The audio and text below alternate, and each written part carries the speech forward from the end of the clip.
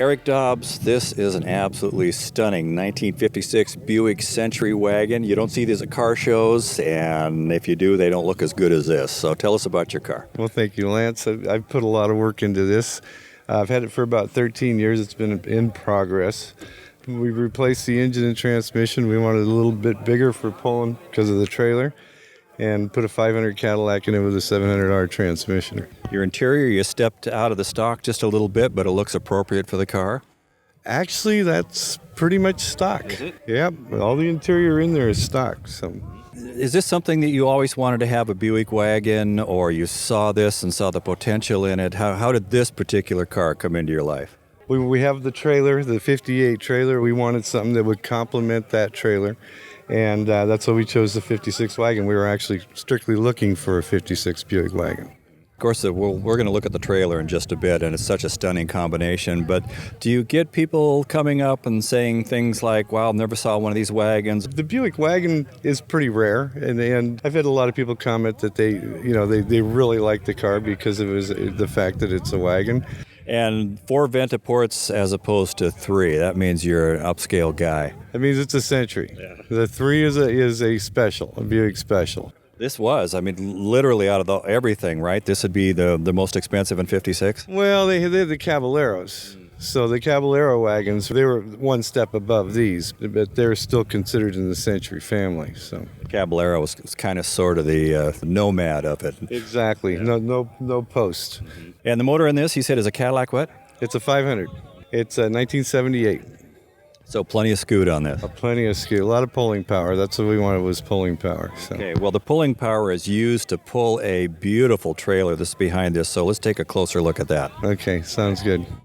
An aspect of the hobby that just is growing and growing is the trailer segment. I think there were 2 separate hobbies that are blending together, and you're certainly an example of that. What are we looking at? This is gorgeous. This is a 1958 Streamline. This is a 20-foot model. This is the first one they built. This is the prototype for that model. Streamline started in 1956. They were competing with Airstream. Didn't quite make it. They lasted through till about 1972, I think it was. So. And what made you decide to get a trailer? We found that when you're going to car shows, there's really no place to stay. All the hotels are booked up. You can't get in. If you got a travel trailer, you got a place to stay. You can stay for the night. You don't have to worry about it. Without question, at the show today, you're drawing more attention than anybody. Bigger crowd around this than any car here. Well, I think it's probably due to the combination. Yeah. The Buick wagon, the Streamline. It's a very, very nice trailer. It's basically, being the prototype, it's the top of the line. So everything they put into it is top of the line. The riveting is just absolutely gorgeous. The aluminum's a really great trailer. And the features, what do you have? You've got a bathroom in there and kitchen and all? Got a bathroom, shower, toilet. It's got a kitchen. It's got an on-demand hot water heater from 1958. Original kitchen. Everything in this trailer is original.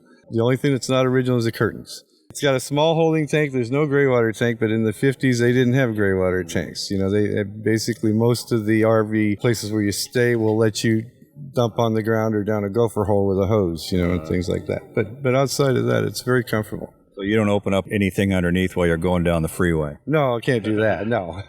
No. Kind of a boring question, but obviously not, because I've been hanging around and you keep getting asked over and over, how do you keep it so shiny? Well, I've got a guy that polishes about every 3 years, and then I just do touch-up on it, basically. But I keep it indoors, out of the elements, so it'll stay shiny that way. I would suspect that one of the most fun things about owning a trailer are the people that you meet.